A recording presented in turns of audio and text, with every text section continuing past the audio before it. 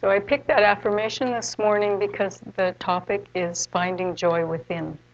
And that's all our quest, isn't it? Our quest, what is it that we all want?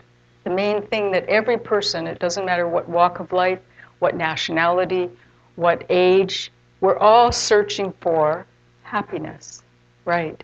And we know that that's what we're searching for. It's finding it is the key. And finding that how to get there. When Reverend Robin was talking about joy within, and that's been the theme this morning, wonderful theme, it's like, okay, now let's figure out how do we get there. We know that that's the oneness that we want that will make us happy. But why does that make us happy? Have you deeply thought about, okay, why is it that that will make us happy? What does that even mean? What is it to be one with God? What is it to be one with everyone else? And there's a little parable I'd like to share about how God made man and his reasoning behind it. We're personifying God, and God was one with all of creation, and he was just oneness, and he wanted to share his creation. For the nature of bliss, the nature of happiness is expansion, right? When you feel happy, you want to expand. And so God created man, and he created man and put man down on the earth, and man, being made in the image of God, realized that where his happiness came from was with God. So he sat down, meditated, and merged back with God. And God, okay, he created man again, put him on the earth, and man, realizing his happiness came from oneness with God, sat down, meditated, and merged back with God. So God said, this isn't working. Want to share my creation through man. And so he called a meeting of all the other gods and demigods in the universe, and he said, I have a problem here. And I want to hide the key to man's happiness somewhere where he won't look for it, or he won't find it. And one of them said, well, how about in the highest mountain, on the highest mountain? And God said, well, he'll climb the highest mountain and he'll find it there. Man has climbed the highest mountain. And, well, what about in the depths of the ocean? Oh, man is insatiably curious. I know he'll look there for it and he'll find it. And then God said, I know where to hide. I'm going to hide it the last place that he'll ever look. I'm going to put the key to happiness in his heart. And so that's what God did. He put the key of happiness right here. And what happens to us all the time? Where are we looking for it? We're always looking for it out here. We're always going out here. We're always saying, oh, yes, if only I had the perfect house, the perfect relationship, the perfect family, the perfect career, the list goes on, right? I'd be happy then, right? I would be really happy. If I had a baby, I would be happy. That's all I want. And we keep looking out there. We keep looking and thinking, okay, that's what's going to make us happy. And then we find that that isn't what's working. It doesn't work because we're caught in let me get more esoteric here, that God, being one, to create the universe, he had to use some tools, right? He had to use some building blocks. And so what he did was he created the law of duality. The law of duality, he had to put a veil, so to speak, make an illusion of duality out of oneness. And so with this law of duality, that's how the universe is created. And we're at mercy with that law of duality when we participate in it all the time. And so there's always the duals in this world. There's the negative and positive, all the opposites. There's hot and there's cold. There's up and there's down. There's all the cycles that we go through. There's all the rhythms that we go through. All this are always happening. And if you notice that when you have an extraordinary up, well, perhaps after that you have an extraordinary down. It's like you get all excited about something, you go to Disneyland and you're thinking of it and thinking, oh, this is exciting, this is a wonderful trip. I'm going to go to Disneyland, take my kids and all this. And then you go and you have a good time and you're you're in the morning full of energy. By the afternoon, you've been eating a little bit too much sugar. You've been on a lot of those rides. You've been doing a lot, and you're starting to get tired and cranky. And the next morning, you feel enervated, and so then you have the down. And what happens? This keeps happening. And there's no way that you can correct that the distance between the poles by going more into the opposite pole. So you can't correct negativity solely by positivity. That will help neutralize it. And doing affirmations and affirming and all the tools that we're given are very helpful. But that's not going to get you out of it. That's not what is going to, you're going to, even if you go a little bit, you're going to participate in that law again, right? You go a little bit too much up, there you went, now you're going to go down.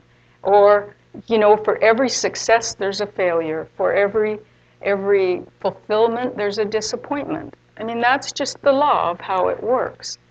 And there's only one way to really get out of this and still enjoy the world. We're not talking not enjoy the world. We're not talking, sometimes people will say, well, peace and happiness, isn't that kind of boring?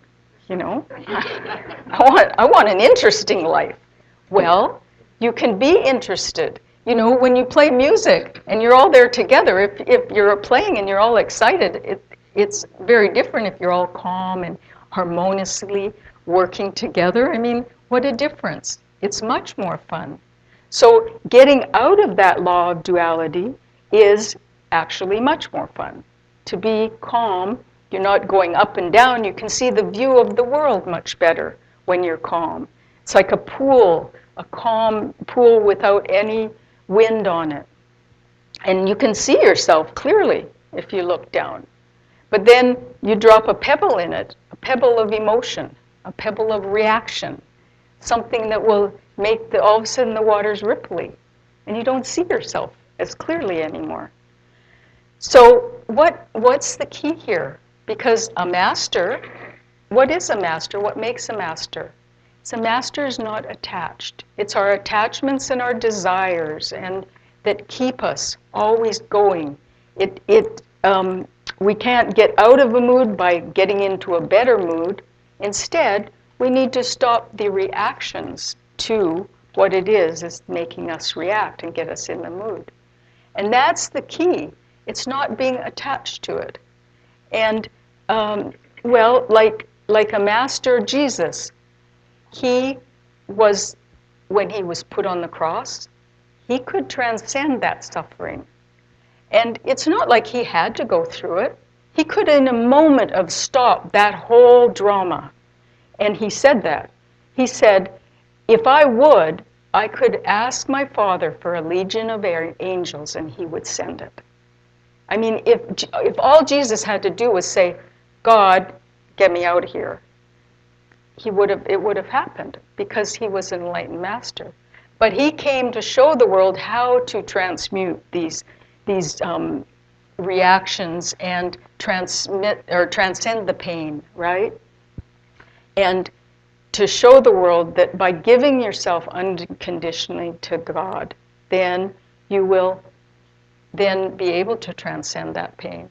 And so what is it that will even us out? This is what we need. We need to make spirituality practical.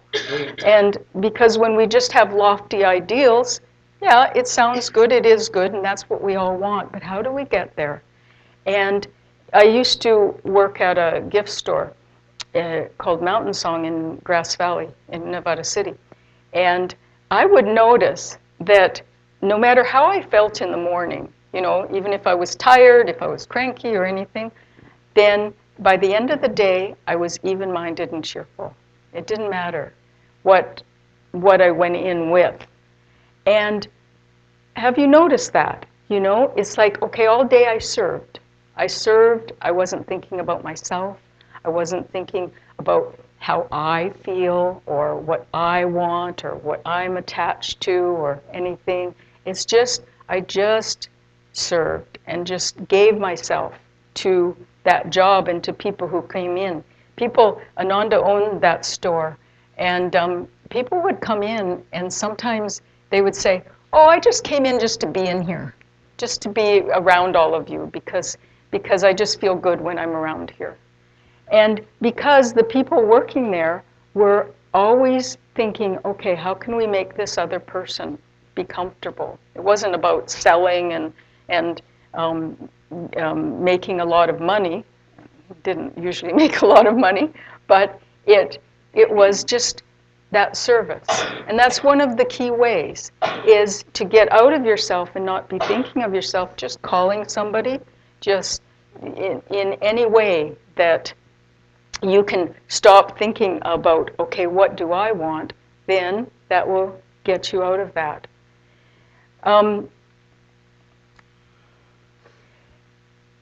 I was thinking about the about that unattachment and the ways that I've worked with that in my life. And throughout the years, I've noticed that I've gone through different cycles with it, as we all will, because the cycles will always be there.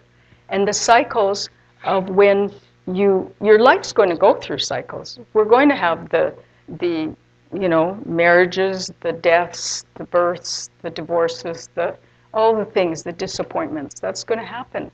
But through keeping even-minded through that, you don't have to be thrown of them so much with them.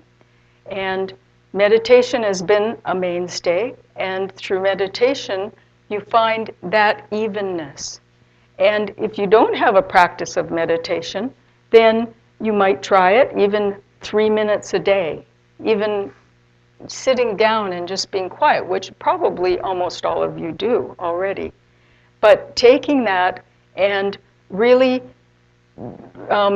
making it be a daily thing that you do. Because when we tune into that stillness, and here's the other key, why is it that meditation will help make us happy? Why is it that we say we want peace? Why is it when I feel more peaceful that I really am happier? Because, again, we'll go back to the beginning when God just was bliss, when God was happiness, and he just had it all to himself. And what was he then? What was that spirit? Whatever you want to call it. We personify God because it's easier to relate to a person than to something else, just that doesn't have any form. And it was that perfect stillness in bliss. And so when we're looking outside of ourselves all the time and we're going around and looking, then we're vibrating a little bit more. The thoughts have vibration. Just even if you do sit down and you're quiet and then all of a sudden you have the thought, oh, what should we have for dinner? Oh, I forgot to go make that phone call. And what happens? You're up and out of there. And it's instant. It's that movement. So why is it that we want to meditate and get more still? It's to tune into that stillness. It's much more than just, oh, I feel good when I'm peaceful, I feel good when I'm calm, that kind of thing. There's a deep reason for it. That's the very essence of our being, are those qualities of peace and calmness and joy. And so making yourself more a channel for that. And really, I charge you all with a responsibility that this world needs a lot of peace and calmness. This world needs a lot of help. It's like the karma of man's thoughts is great. The karma of man's thoughts and all the violence and the things that are going on in this world, the hatred, the bickering and all that, that's creating on the Earth's surface the planetary influences. And it's creating the storms and the droughts and the cold in one place where it isn't usually, and hot in other places. It's because, and Yogananda used to say, well, the reason for all these storms is from a war that happened on the other side of the world. And this very drought that we're in, we need to combat it, and we can with those visualizations, those tuning in, being positive. So we all need to be channels that way. And we need to take it seriously and consciously. It's like, okay, I'm going to be a positive influence, not only on the world, but on this person next to me. You know, start at home, start at the very beginning. Start right where you are, because our thoughts are so powerful. And when you start changing yourself, using your willpower, then what happens is, see, the way that affirmations work and the way that when we affirm these things is we're using two things. We're using our mind and we're using our willpower. And as you use your willpower and you start visualizing that, then that will manifest. So whatever it is that you're visualizing is going to manifest. And good or bad, the universe cares not. It doesn't make any differentiate. Oh, you're affirming disease. Okay, you know, let's give you that. The universe is very obedient. That as soon as you start affirming and visualizing that, then, and I don't say affirm disease if you know, you'll necessarily get it. Nobody's affirming disease. But what are you affirming that is going to create something in your life that's a blockage? That's putting it more correctly, I think. And also, you know, as you affirm the opposite and you get, now are we just going to participate in the swing of duality like the pendulum on a grandfather clock, going back and forth? No, what we want to do is bring that pendulum to a stop, to a halt. And by doing that, we then no longer have to participate in that and let it run through us. So visualizing yourself, visualize the harmony in your heart. And the harmony in your heart going out to the world. And wherever you are, whatever you do, then before you go out, before you play music, before you start an art project, before you write a new song, before you know, write a book or whatever it is that you're going to be doing, then just sit down and feel the harmony in your heart. And you will find that that is what it attracts, because we're like little magnets. We attract, like attracts like. So if you're putting out disharmony, guess what you're going to attract? You're going to attract disharmony. And I just wanted to end with a lovely little story that I heard someone tell about. It was the Special Olympics. And there was this, there were 9 people that were either mentally or physically disabled, and they were going to run in a race. And so when the gun went off, they all started out from there, you know, with great gusto, and they all 9 of them went running out, except for one little boy. He fell down and stumbled, and he started to cry. And the other 8 were forging ahead, and they heard him. And all 8 of them looked back to see what was going on.